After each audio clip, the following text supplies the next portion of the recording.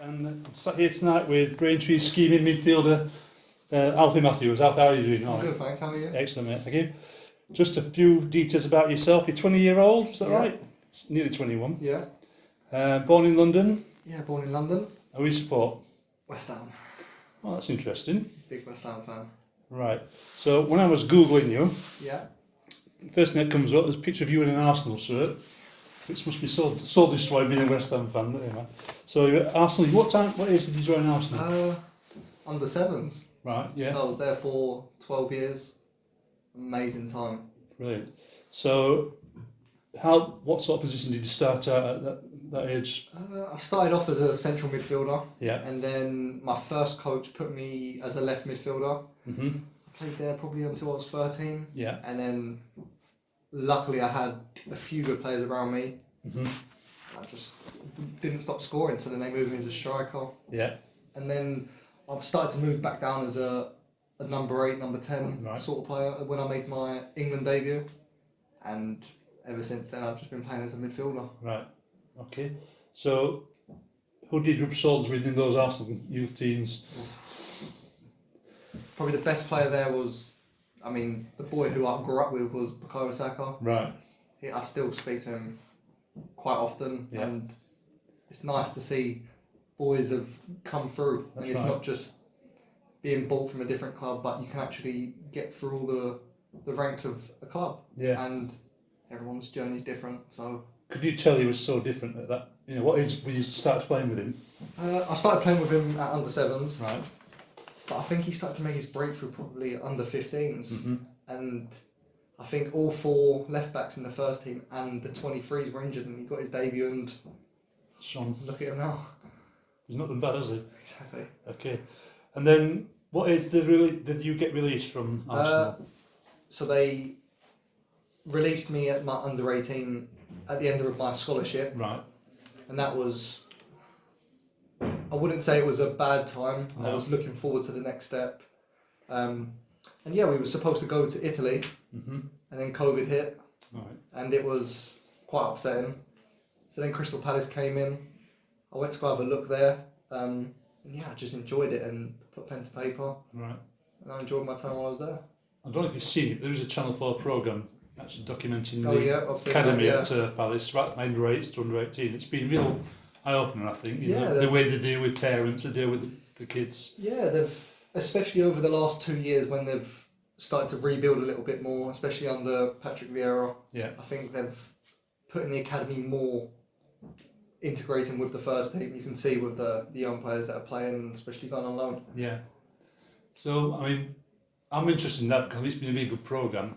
But, you know, you support West Ham, but obviously Arsenal, bigger team, was it a draw, or did Arsenal, or was West Ham not interested, or? No, I think, I was at West Ham as a kid, you go to all the foundations. Yeah. And then West Ham said I weren't good enough at a young age. Right. And I remember my first game for Arsenal was against West Ham. I've got video proof. I remember scoring and just celebrating like mad. But again, I'm a diehard West Ham fan, but Yeah. Arsenal have made me the player I am today. Yeah. So again, if Arsenal first team played West Ham first team, I'd always cheer on Arsenal because it would help me for like the Youth Champions League and Yeah. stuff like that. It would help me personally. And yeah. Okay. So you had a few years at Palace, and then again you get the crunch time. Yeah, And very did you see that surprising. coming? No, not at all. I think I got nominated for Player of the Month in November and December for Yeah. the Under 23 League. And I was smashing it, and I was training first team 3 days a week all the way up until the end of the season. Yeah.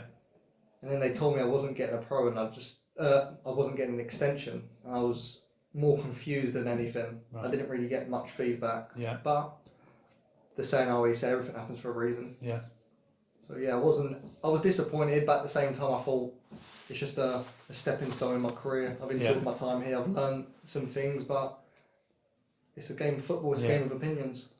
So having trod the Premier League path, as it were, you end up playing for Welling. So what happened between leaving Palace? Was lots of clubs looking round for you? Yeah, Because so- obviously you've been doing well. Yeah, that's the thing. I went to quite a few clubs. I was on the verge of signing for a League One club, and then I got a big injury in my groin, Right. and it was either surgery or basically rest for 4 months. Mm-hmm. So I decided to rest, and it's probably the most depressing time of my life. Yeah. Not being able to do the thing you love. Yeah.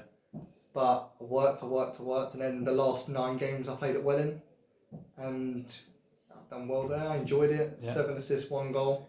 So I really enjoyed it, but I didn't see a big pathway there. I didn't see. Right. I wasn't intrigued in what they was doing. Yeah. That's my honest opinion. They were struggling with big yeah, time last season. We're very struggling, and luckily at the time we stayed up the last game of the season against Maidstone, which was unbelievable. So did you play here in that 2-2 draw? No, I didn't. No, I only played. I only played the last 7-8 games, right. so I didn't play. That's the thing. So I've only. This is my 15th. On Saturday was my 15th senior appearance. Right. So I'm still quite new to it. Yeah. Interesting. So, who would you say has been the best coaches for you during that time? Who's brought you on? Who's given you best advice? Or? I think the 2 managers that stand out was one called Andries Jonker. He was the academy manager, and he got the job at Wolfsburg. He trusted me a lot, gave me a lot of opportunities to train with the first team, train with the 23s when I was quite young. Yeah. So he put a lot of trust in me, but I definitely say my favourite manager who knew me inside out was probably Freddie Lundberg. Right. He was, I think the thing about him was he was a player, so he knew what you wanted off the pitch just as much as on the pitch, and to be around him and to speak to him was a lot of boys' dreams to be around an Arsenal legend every single day. True. So the Welling adventure ends. So how did you end up at Braintree? Well, I remember Steve, before I signed for Welling, Steve was trying to get me to go to Billericay, but then I saw them both down at the end of the table. But Welling was quite close to where I was currently staying in Bromley, so it made a little bit more sense for the last 9 games, go there, enjoy my time there. And then Steve got in contact with me here, and at the start it was a bit of a risk because it was a whole new team. Yeah. But I'm smiling while playing football again. Yeah. I'm loving every moment. Like, I think this team is not going to jinx it, but I think we've got a chance of pushing on. Yeah. Yeah. Yeah, I think the fans are a lot happy with this team than what we had last season. We can see there's more football being played. You can see the lads are enjoying it. Yeah, of course. Well out there. And we like to, obviously, as you've seen, go out before the games, clap the fans, because it's a family club. It's not. We haven't got the money that Dorking and Maidstone have, and the way we can do that is the FA Cup runs, doing well in the league, and I think it's such a tight knit club. I like it, and I'm really enjoying it at the moment. Good. So you just brought the FA Cup. It was a bit of a shocker on Saturday. Very shocker. And a close shave on Tuesday, but we got through it. But what happened in that first game? We seemed to be very pedestrian, especially the first half. Honestly, we still don't really know exactly what went through everyone. I mean, personally, didn't have my greatest game, but I think it was just a little few things. Obviously, some boys pulled out in the warm-up with injuries. Right. Some boys were ill, but at the end of the day, we're footballers. We should be able to play in multiple positions and read the game, but I think they've done well. I think they've got to give it credit to themselves. They've done very well in the first game. I think we were quite lucky to get that goal at the end. Yeah. And we could have nicked it as well. Yeah, and then Tuesday was a bit of a different story. 2-0 up in 17 minutes. Yeah. And then we went back to playing their game, long ball, when we have the players to play out from the back. Yeah. But when we dictate the game in that Tuesday game, I thought we played very well at times. Did some really cracking stuff, yeah.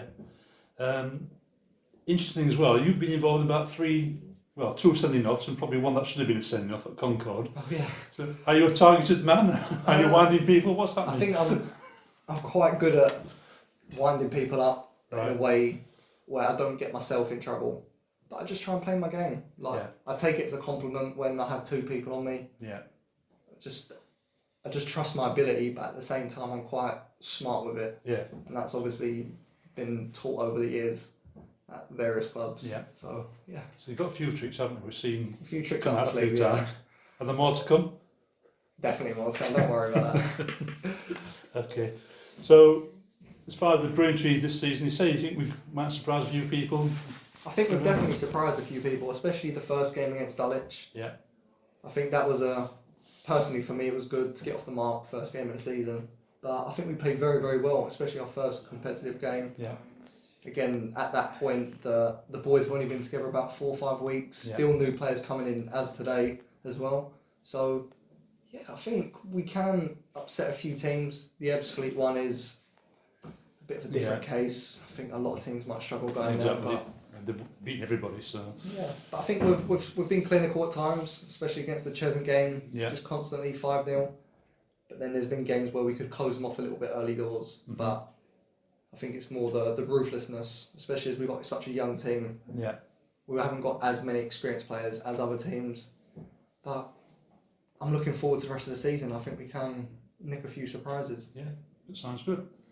Alfie, that's brilliant. Thanks very much. Thank you. Cheers.